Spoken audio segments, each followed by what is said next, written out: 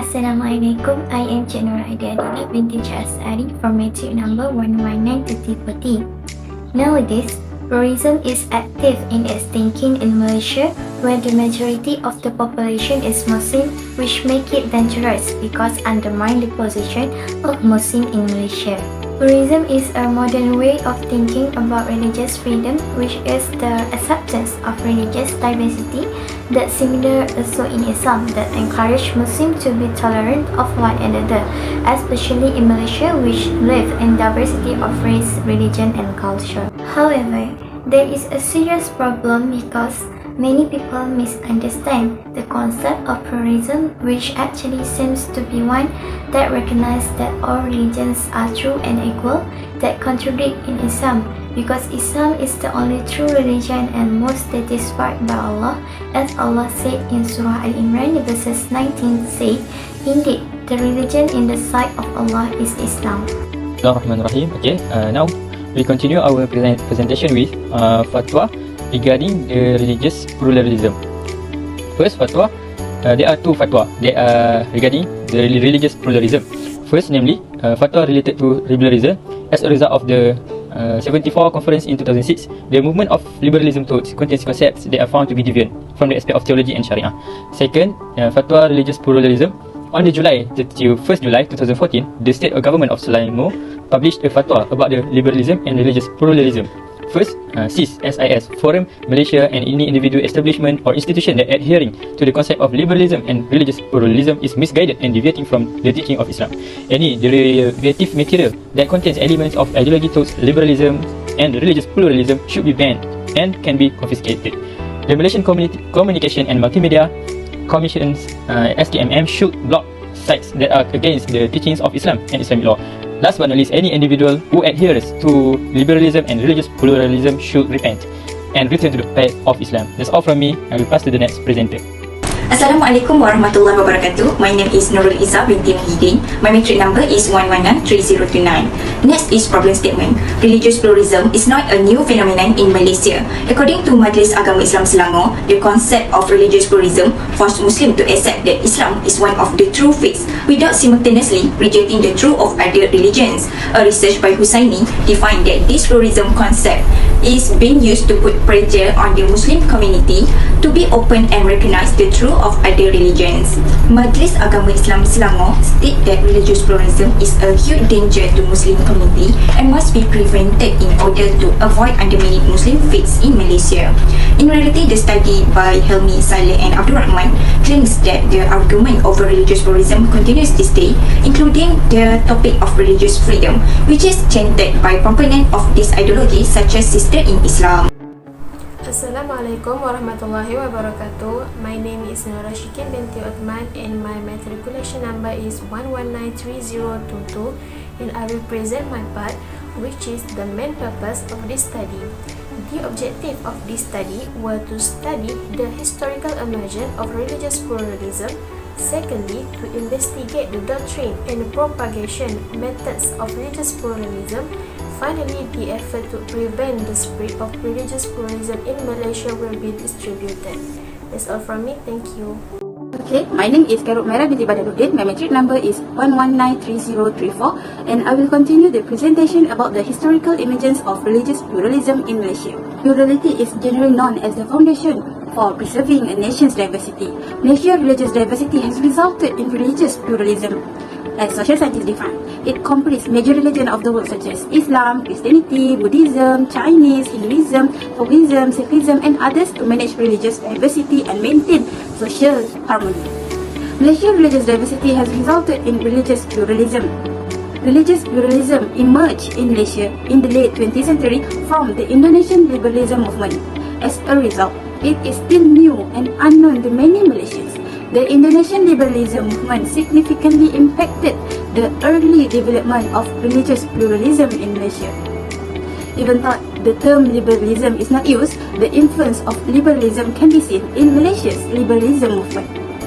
Malaysian Consultative Council of Buddhism, Christianity, Hinduism and Sikhism, MCCB-CHS, was a founder to the liberalism movement in Malaysia when the slogan Interfaith Dialogue was introduced. This slogan resulted in a religious pluralism ideology according to Wahab 2017. It is important to know that the supporter of religious pluralism also liberal theologians such as John Hick, Paul Nitter, and Leonard Swindler in the Western context. Toha claimed that philosophy entered the Islamic world through the writing of Western Muslim thinkers like Abdul Yahya and Nuruddin Ahmad. Even though they spoke of the perennial philosophy on the transcendent unity of religion, this idea might contribute to forming the philosophy of religious pluralism. Religious pluralism in Malaysia also promoted by non-governmental organizations such as Conrad Adiana Foundation, CAF, Malaysian Interfaith Network, Sister in Islam, MCCBCHS, and others. This organization is also play a significant role in promoting religious pluralism in Malaysia. Okay, that's all from me. Thank you. Doctrine is the foundation of teaching in a specific field of education or belief structure. The term doctrine often refers to a group of theological belief propagated by religion. According to Wong, pluralism emphasizes that the truth does not belong to one religion only, which is obviously contradictory to the Quran. Hence, confusion arises from believing that the truth is not absolute and that truth cannot belong to any religion. This is in contrast to Islamic Akidah, which acknowledges Islam as the only true religion in the sight of Allah. Only one religion has a clear and thorough revelation, which is Islam. Religious pluralism does not just simply tolerate the diversity of religions. In reality, religious pluralism includes leveling the truth in all religions, since every religion represents a different way to the same truth. Thank you to our previous presenters. My name is Nur Ali Natasha binti Muhammad Ramli. Metric number 1193037. I will continue on the topic propagation method of religion pluralism group. There are many propagation methods done by pluralists to spread their thought to community. The first one is through the media. If we think logically, in this modern era we live in now, media is a mandatory platform for people not only to connect with distant contacts, but also to find information, which means it is an important technological agent in conveying information to society. It is not impossible if this thought begins to be accepted by the community, because media is also a platform that is not only authentic but also false information is spread. In fact, the spread of this idea about plurality is also carried by a group known as Pluralist Inclusive Group. They introduce a positive mindset of pluralism, which is to live together in the face of diversity in society, as well as in life in a country that has various lifestyles, religions, ethnics, and races. This pluralism thought for them helps in uniting the people to live in more peaceful and harmonious atmosphere. Therefore, some social scientists made a conclusion to this idea. They said that pluralism in Malaysia is not just a common slogan, but a binding for a pluralistic society to live harmoniously together, as we are a country with a diverse background of society. Next, one of the reasons why this thought have been accepted is because it is spread through pluralist figures itself. For example, in 2016, Irshad Manji, who is also a pluralist and a book writer from abroad, was invited to Malaysia. His book has received criticism and response from many people because there are elements of liberalism and pluralism in his writing, and even banned by JAKIM. The KDN also banned the publication of the book because the content could spread in the public thoughts and harm their safety and Akidah. The involvement of pluralist figures who are also well known in promoting the idea of pluralism in their involvement in various fields is a matter of concern because they have their own followers who will certainly be easily influenced by the words of their favorite figures, no matter if it is a true idea or not. Lastly, the spread of pluralism is also caused by non-governmental organizations or NGOs. There was a report about activities in the temple that spread the concept of religious pluralism to the community in Malaysia in 2016. The organization's activities are seen to promote equality, that all religions are equal, and it clearly contradicts to the Islamic faith. Even in the temple, which is the meeting place of this group, with the public also found various elements involving various religions. It is clear in Islam that it is not wrong for us to get to know and be kind to other religions, but equating religions is a wrong and sinful act in Islam. In the Al-Quran, Allah has said, which means there is no true religion in the sight of Allah but Islam. Surah Al-Imran, ayah 19. So, the idea of pluralism is clearly against Islam, and efforts to prevent it from spreading are necessary and extremely important. Assalamualaikum. My name is Aina Shazana binti Abdul Rahman. My metric number is 1193033. I will continue my part, which is the efforts in preventing the spread of religious pluralism in Malaysia. The presence of some strong religious pluralism trends in Malaysia had led to departure from the core principle of Islamic thought. Although not as terrible as in some other Muslim nations, every error must be treated seriously and critically because this is religious matter. The truth of the borderless world we live in now is that events in other nations can really influence our own and things can quickly develop. As Malaysia's constituent and legal framework paved the way for a comprehensive handling of this issue, all available approaches, including education, awareness campaigns, dialogue, and law enforcement should be utilized as best as possible to combat the symptom of religious pluralism in our country. The threat of religious pluralism ideology can be avoided if the society truly understands the Akidah and Sharia taught by the Quran and Sunnah. If they already know and comprehend the genuine teachings of Islam, they will have no trouble dealing with threats from Islam enemies, who are always attempting to deceive us. Muslims in this country must stand together to protect Islam and oppose ideas that distort, deflate and lead away from Islamic law. At the same time, non-Muslim needs to be explained about the basis and philosophy behind Islamic teachings in relation to relationships and interactions with followers of other religions. With this, there will be no misunderstandings about the aggressiveness of Muslims in this aspect. They will also not be deliberately involved in organizing something that can lead their fellow Muslim in the symptom of religious pluralism. Assalamualaikum warahmatullahi wabarakatuh. My name is Rohani binti Muhammad Zawawi, metric number 1193026. Now, I will continue my part in the same topic with the last presenter, which is the efforts in preventing the spread of religious pluralism in Malaysia. First and foremost, an independent speaker in Kuantan, Yunan Abdul Samad, said the best way to prevent being influenced by pluralism is to understand Akidah, Fiqh and Tasawwuf based on the Ahli Sunnah wal Jama'ah framework.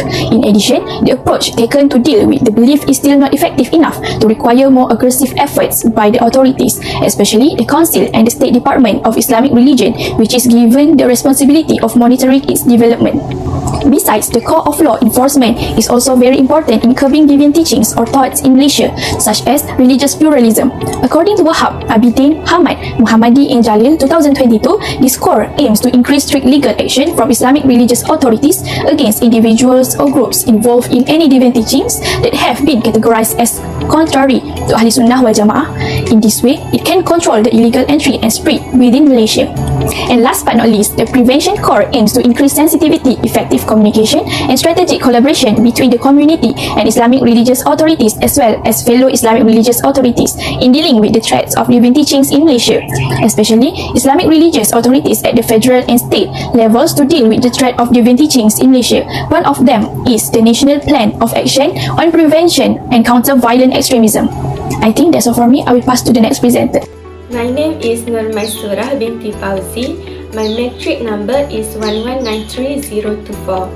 As a conclusion, Islam is a religion that full of tolerance. However, it does not mean that Islam allows religious equality as belief in religious pluralism. The concept of religious pluralism clearly contradicts from Islamic true teaching. The spread of this belief in Malaysia is dangerous, especially to the community and the country. Although it is not as bad as in some other Muslim country, but because this problem involves the creed aspect, it must be taken seriously and critically. In today's borderless world, society can easily influenced by various misguided ideologies, and the situation will worsen if not prevented from the beginning. Therefore, many efforts must be implemented, such as law enforcement, education and awareness campaign to prevent this issue.